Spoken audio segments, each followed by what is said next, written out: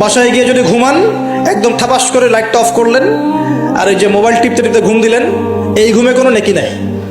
কি আছে? কোনো নেকি নাই, কিন্তু খালি রেস্ট নেওয়া হবে আর কি। রেস্ট নেওয়া, ওই ঘুমের মধ্যেই শয়তান এসে চেপে ধরবে, ধরে না শয়তান? চেপে ধরবে।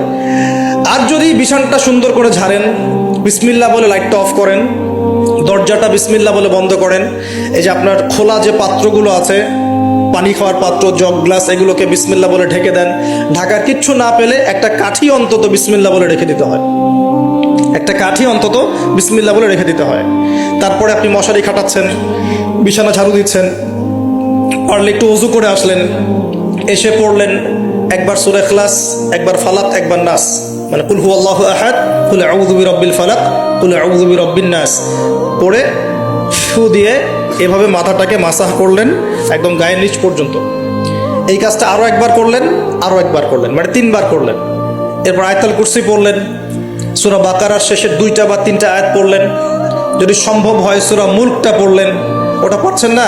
ঠিক আছে, 33 বার সুবহানাল্লাহ, 33 বার আলহামদুলিল্লাহ, 34 বার আল্লাহু আকবার পড়লেন। পরে ডান দিকে কাত হলেন, হাতটাকে গালের নিচে রাখলেন, রেখে বললেন আল্লাহুম্মা বিইসমিকা আমুতু ওয়া আহইয়া। কি বললেন? আল্লাহুম্মা বিইসমিকা আমুতু ওয়া আহইয়া। আচ্ছা, কিচ্ছু পারেন না, এত কিছুই পারলেন না, শুধু ডান দিকে কাত হয়ে এখানে গালের নিচে হাত রেখে বললেন আল্লাহুম্মা বিইসমিকা আমুতু ওয়া আহইয়া। এখন আপনি 4 ঘন্টা, 4.5 ঘন্টা, 5 ঘন্টা, 6 ঘন্টা ঘুমালেন।